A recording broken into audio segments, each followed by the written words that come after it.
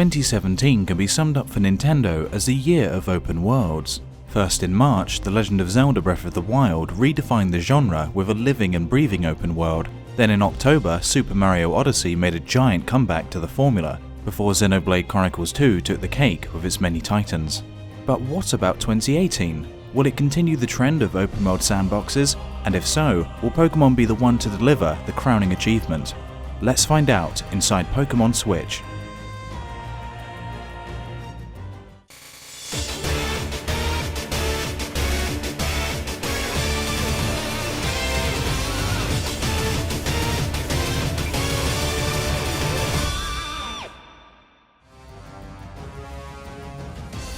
Hello everyone, and welcome to another episode of Inside Pokemon Switch, the home for all things regarding Game Freak's upcoming core RPG Pokemon title for the Nintendo Switch. Today, as you decided in the previous episode, we will go deep into the possibility and case of the game following in the footsteps of Breath of the Wild and Xenoblade Chronicles 2 to deliver the most impressive Pokemon world that we have ever seen.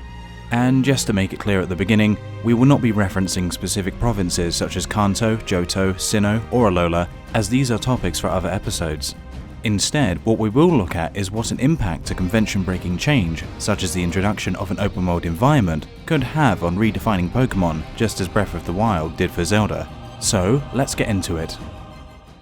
We will begin from the obvious basics, a giant in-game open world or landscape filled with a wide variety of Pokemon. The number of these may vary depending on whether the title being a remake or a brand new game, but not necessarily, seeing as both Breath of the Wild and Super Mario Odyssey had a smaller variety of enemies and creatures than some previous installments. Even so, one of the expected implementations or changes for a core RPG title on the Switch is Pokemon out in the wild, both in and outside of tall grass. Sort of like creatures and monsters in Xenoblade that just wander around, but whenever you engage or are thrown into a random encounter combat, you are thrown into a turn-based battle screen. We want to keep the battle strategy-based instead of action-based. Or, when we think it over a little more, what do you think? Should action-based combat be another convention breaker when Pokemon finally moves to the Switch? Write in the comments and we might reply.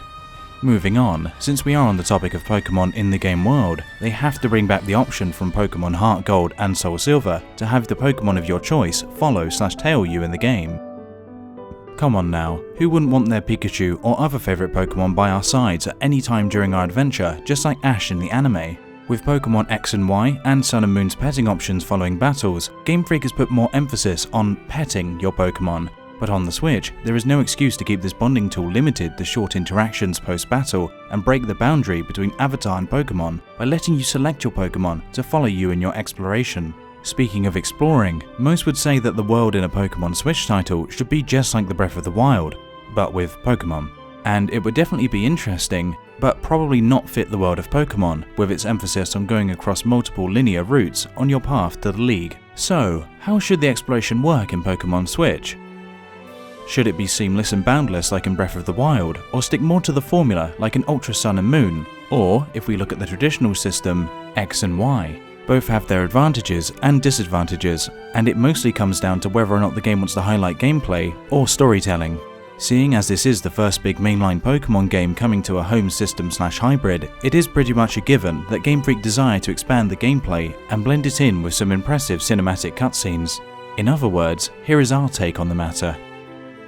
We believe that the plot and storytelling in the game will be conveyed in a linear fashion and be deeper than in previous Pokemon experiences, mostly because the incentive to do so is definitely there when everything will be in HD in both docked and undocked play. The reason to believe this is just how much CGI cutscenes have been utilised in different forms of promotion. Clear examples here are the 20th anniversary Super Bowl commercial, the X and Y, Omega Ruby and Alpha Sapphire, Sun and Moon, and Ultra Sun and Moon CGI trailers. Even though CGI cutscenes will look stunning, it could be a better idea to have a unique and outstanding art style that could be used in all forms of gameplay, cutscenes, and naturally commercials. Just look at the Sun and Moon anime and how it differed from the X and Y series, but still managed to deliver more expressive and fluent animations through its simple and cartoony art style. Perhaps something similar could work for Pokemon Switch, in particular, with the hardware limits that we know are present on the Nintendo Switch. The world has to be different, both in terms of its characterization, but also settlements, which the Pokemon franchise is renowned for. So why not make these as interactive as possible?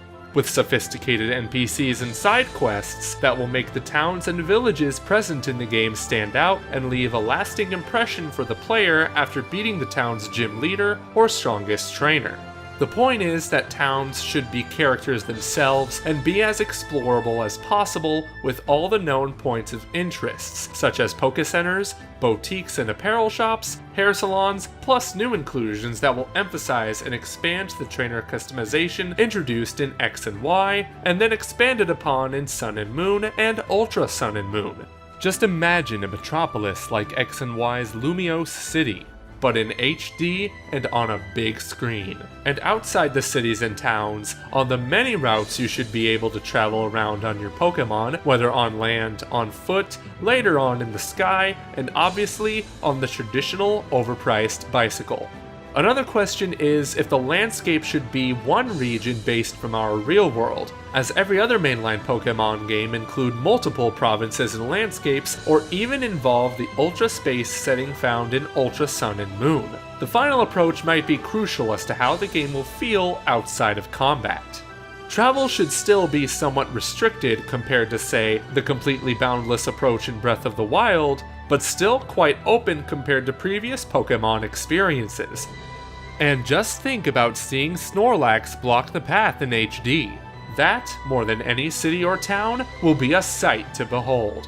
In other words, exploration should to some extent be non-linear when it comes to which towns you visit first. But obviously, this shouldn't involve dumbing down opponents, trainers, or Pokemon. Some areas should be tougher than others to keep you on your toes throughout your 3D open-world adventure and block your paths to later sections of the game if your skills are not on the required level. Needless to say, after games like Breath of the Wild and Super Mario Odyssey in 2017, the world of Pokemon Switch should reflect a similar level of ambition and polish to those games. Anything else will be a disappointment, as Nintendo has set the bar so high in 2017 with Game of the Year. The world may not be as big as in Breath of the Wild, but the most important thing is that the game, world, and characters offer countless unexpected surprises, new inclusions, mechanics, and twists. This includes general gameplay, battles, and the bosses, gyms, and kahunas. As we all know, mainline Pokemon games are turn-based masterpieces, with depth and strategies to its battles. This established formula should not be messed with to not alienate the larger Pokemon fanbase. To add to that, maybe some action elements in the same vein as Mega Evolutions in X and Y, and Z moves in Sun and Moon and Ultra Sun and Moon would be welcome. Then we have the matter of Pokegyms. Should they return, or have the Kahuna and Island Challenge system replace it? It is hard to tell, and to be honest, after the rather radical move in the 7th generation, we believe that the Pokemon Company and Game Freak knows best how to bridge the two, or perhaps go for a third option that we haven't even thought about. What matters is that these boss fights are memorable, highly cinematic, and leave a lasting impression on the player. A page that could serve as an example here is the anime, where it is rather obvious that the order you complete gyms doesn't matter in order to qualify to the Pokemon League. Obviously, trainers and gym leaders will differ in skill levels and early in the game kick your ass. But that is the beauty of a wake-up call and the constant need to grow to the challenges the world throws at you. Preparation and practice should be key. Finally, we have the matter of music, and indeed Pokemon has had some memorable songs throughout the year. The only problem is that most of these have been on handhelds and thus not offered the best sound quality. As such, we believe that it is about time to finally give a Pokemon game the orchestrated soundtrack it deserves. In fact, throughout this video, you have been listening to some incredible Pokemon orchestrations by Luigigigas, so you can see for yourself that this is more than possible. And on that note, and the rumor that the next-gen Pokemon region may be based on Spain, we want to thank you for watching. Make sure to like, share, comment, and most importantly, if you are new, subscribe and press the notification bell to not miss any future Inside Pokemon Switch episodes. Speaking of, we will give you the following choice for the next episode: Sinnoh Gen 4 Remake, or a game based in Kanto. Vote by commenting below. Once again, thank you for watching, and a big thank you to all our patrons, including our Patreon royal producers, Transcendent Sacred Courage and Kenyatta Ali.